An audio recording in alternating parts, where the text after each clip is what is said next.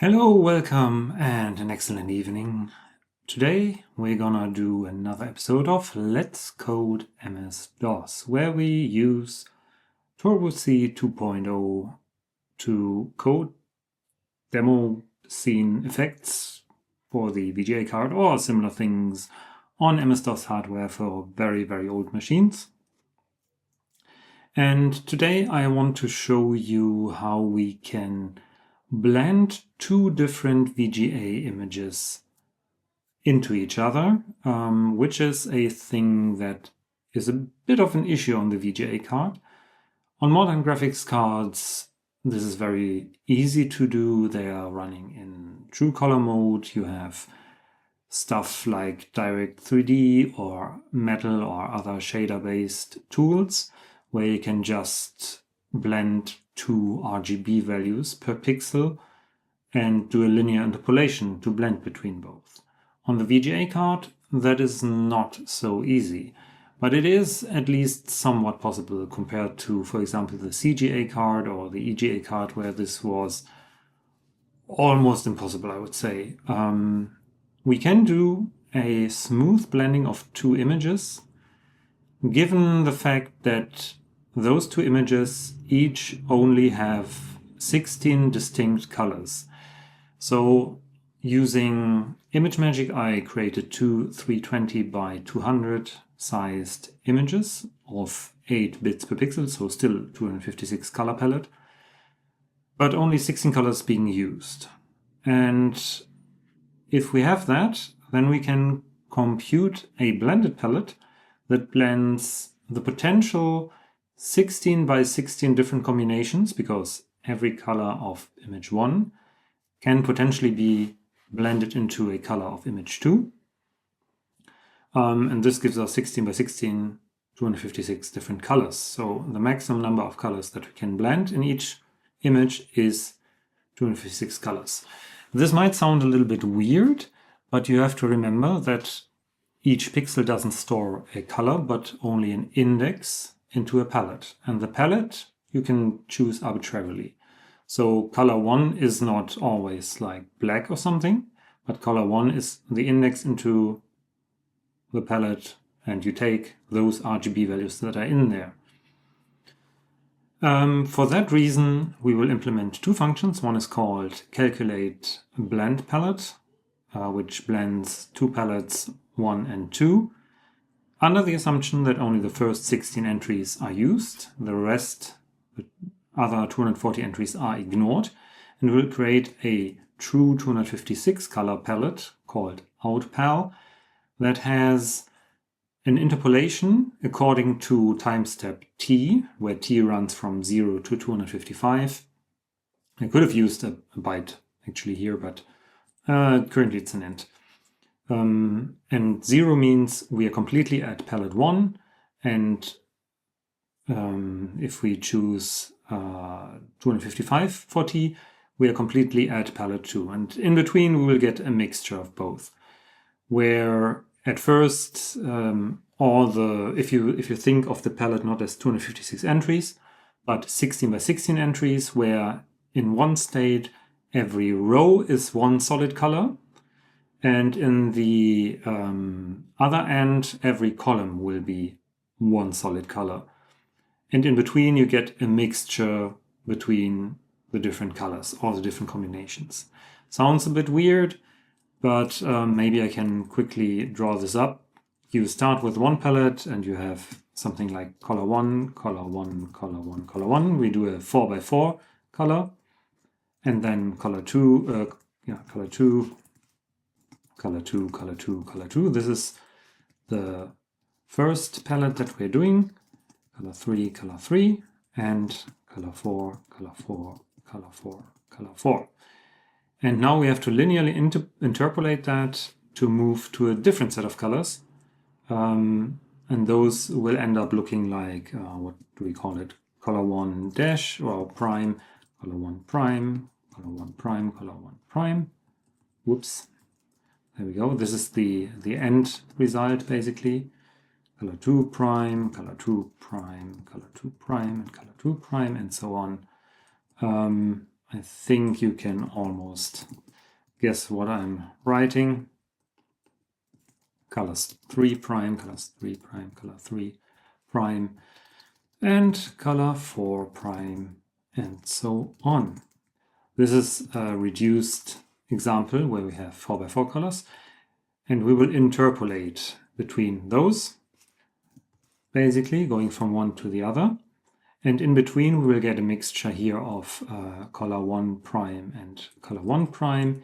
Here we will get some mixture between color 2 prime, color 2 and color 2 prime. But here, for example, oh, actually this should be transposed. So forget what I said, something like that. This is the second palette.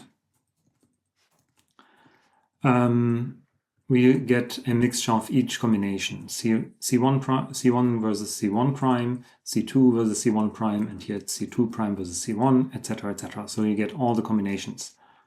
So the interpolation will look something like this: C1, let's call it star, C1 prime, and C1 star, C2 prime, and so on. Whereas in the next color row, it will be C2 star, C1 prime, C2 star, C2 prime, and so on. This is basically some matrix operations, okay? I'm gonna keep that here as a comment so that you know how this will work. And it sounds very complicated, but in the end, it's only roughly a dozen lines of code for both things. Because first of all, from both input images, we have to compute the blended image in quotation marks. And this is actually pretty easy because we simply combine both color indices of image 1 and image 2 into one new color. And how that works, I'll show you in a second. But first, let's fill our main function, and it will be very similar to what we always do. We have our usual bool variable doQuit, which is false in the beginning. Then we have an iteration variable that do we need this actually?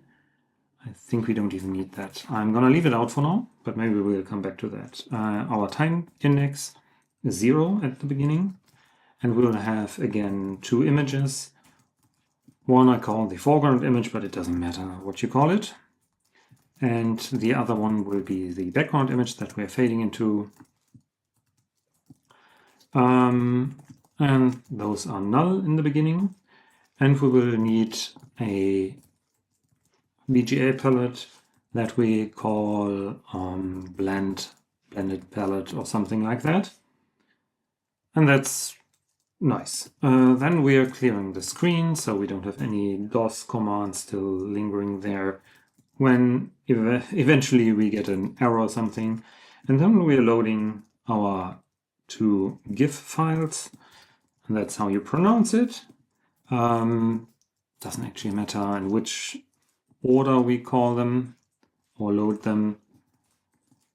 One is the foreground image, the other is the background image, and I just picked two random pictures from my photos that I took of old vintage hardware and converted that with ImageMagick to 16 colors using Floyd Steinberg dithering, I think, to make it look a bit nicer, because 16 colors is not much.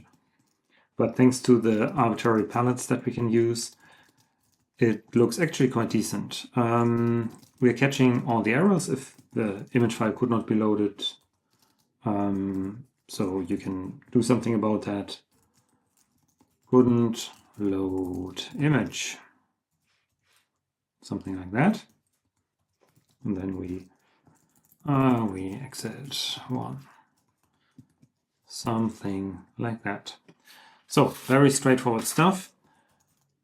Then we start to initialize our sine table, because we will animate the blending with the sine function, so we don't use just a linear back and forth like a ping pong, because that stays too short a time on each image. We are blending back and forth with a sine-like interpolation, so to speak.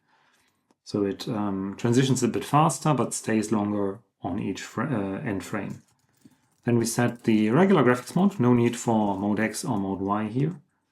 Then we calculate the blended palette by using the foreground palette.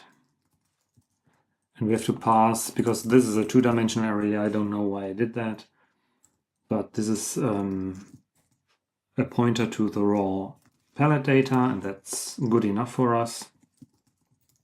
And the same for the background palette. That is actually quite decent. And the output will be going to blended palette. And we are doing that for time step t modulo 512 because that's the size of our sine table. And this gives us the animation. Right now we are outside of the animation loop, to be honest, but we will still need the palette here, otherwise we get a short flash of weird colors. So yeah, we take that. And then we calculate the blended image, which takes the two image buffers. And because we are already a bit short on memory when running from Turbo C, these two image buffers already take something like 128 kilobytes. I'm not going to use a third buffer because you can only use 640 kilobytes at most in DOS. And Turbo C already takes up quite a significant amount of space. So image BG will be overwritten with a mixed image, so to speak. Then we set the palette, the blend palette that is, and we copy all the stuff from the background image into the VGA memory, which is defined in the VGA header, and it's just VGA. Then we take the background image data, that is the pure pixel data, and that is 64,000 bytes. If you have different size images, then you would need to adjust this, and maybe you can't do a pure mem copy, but you would have to do some kind of more clever blitting if the images are smaller than the full frame buffer. So now we go into our regular game loop, while not to quit. We run in an infinite loop, and if the user hit a keyboard press, we clear the keyboard buffer by fetching the character that just was pressed and set do quit to 1. So everything finishes up nicely. After that, we go back to text mode and return to DOS. The only thing that is left to do is to always calculate the current palette according to the time step. It's the same command as above, so nothing new there. Then we wait for the vertical retrace so we don't get any weird effects, steering effects or noise from the VGA DAC. And then we set the palette that we just computed, and this will update our image. You don't need to update any pixels. This is a pure palette manipulation. That's the nice thing. You could, of course, generate 256 color images on the fly and also support more complex images, but this takes a lot of computational resources. This is super cheap once it's set up. It's only updating the palette, that's 768 values, and then pushing them to the graphics card. That is super cheap. Okay, now all that's left to do is to calculate the image and the palette. The more easy thing, I would say, is to calculate the image, because that is actually pretty straightforward. We take an unsigned int called I, because we have to support up to 64,000 as our index. We, no, not unsigned. We also need a const that I call image size, because we use it quite a bit in the loop, so it doesn't have to recompute it all the time. We are assuming that image 1 width and image 2 width are the same, or the image dimensions are the same. I could also just write 64,000 here, to be honest, because nothing else would be working with this. We also assert that image 1 width equals image 2 width and image 1 height equals image 2 height. Because that has to be true, otherwise we can't blend the two images together. And then we iterate over all the pixels, over the whole image size, doing the iteration here, just like so. And then there's only one thing to do for us, namely image 2 data at this position I equals image 1 data of I plus image 2 data of I times 16. What does this do? This basically shifts all the data from image 2 4 bits to the left, and the lower 4 bits will be occupied by image 1 data, and the other part will be occupied by image 2 data. And this is basically giving us kind of a sum of both coordinates, so to speak. Or you can also think of it as an index into the bigger palette, because there image 1 would be the rows and in image 2 would be the columns. And to get the index of an arbitrary position like C2, C2 prime, you would take C2 plus C2 prime times the row width, and that's 16 in our case. Let that sink in for a while, but this already does everything that we need. The blending is not that much more difficult, and we'll come to that now. We need a couple more variables because this is a three-dimensional iteration, so to speak, over the palette 1, palette 2, and RGB. And this is what we call I, J, and K. And we'll take an unsigned temp variable just to make the lines not too long. Then we are iterating over the first palette, which goes from 0 to 16. Opening the braces. Then we do the same for the second palette. This is also going from 0 to 16 or 15 to, because we're doing less than. And then for each palette entry, we also have to iterate over the RGB values. So K equals 0, K less than 3, because we have R, G, and B. There you go. And the value that we're now computing is a linear interpolation. The regular value for a linear interpolation is 1 minus time base times value 1 plus time base times value 2. And we can put this in now. We don't calculate with floating point because that's too expensive, but our time base is not from 0 to 1, but from 0 to 255. So we do 255 minus t times the first value. The first value is our palette 1 entry at position I times 3 because it's RGB plus K. This selects the R, G, or B value. Plus T, that stays the same. And our value 2 is, of course, the second palette entry, which is also I times, no, that's actually J times 3 plus K, because we mapped everything from the second palette into the columns, so to speak. This is iterating over the rows up here, and the inner loop is iterating over all the columns from the other palette. And that's picking those then. Yeah, that should do the trick. But now we get something that is potentially very large, up to 64 5,000 in size, because we did multiply this by 255. So this is kind of like fixed point arithmetic. We already did video about that.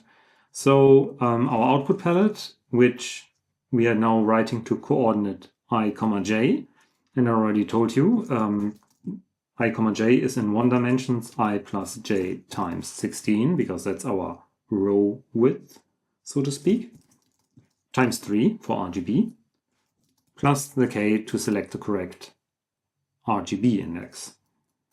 And that equals temp divided by 255. This is the normalization, so to speak. This scales everything back to 0 to 255. And that's it, actually. The blended image is basically a combination of both image data, one in the lower nibble, one in the higher nibble. And then we are doing just a combined palette, where the lower nibble is one palette and the higher nibble is the other, and we're computing the combination of each according to the timestamp.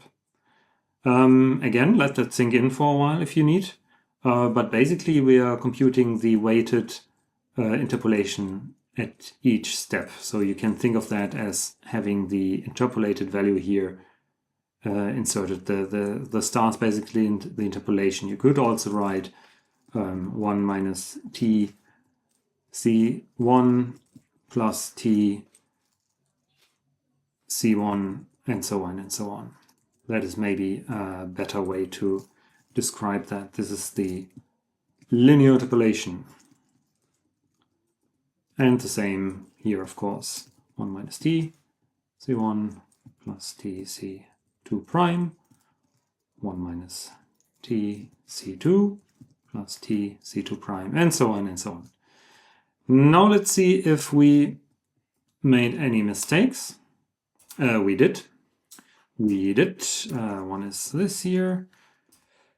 And another error is the missing semicolon. And this is looking good. Let's try to run this. If I can manage to press the correct points. And yeah, this is looking good. These are two 16 color images. They look pretty nice, I think, because of the dithering and the nice palettes. One is the pet with a magazine, a DIY Christmas magazine for type in basic programs. And this is a close-up from the Commodore 4040 analog board. And we can very, very smoothly now fade between those two images. And you can't generally blend more than 16 colors, because then you're running out of combinations to do that. As I said, you could compute in a different way. You could probably do a subsampled RGB space palette and do RGB computations, but then you also get quite a lot of quantization.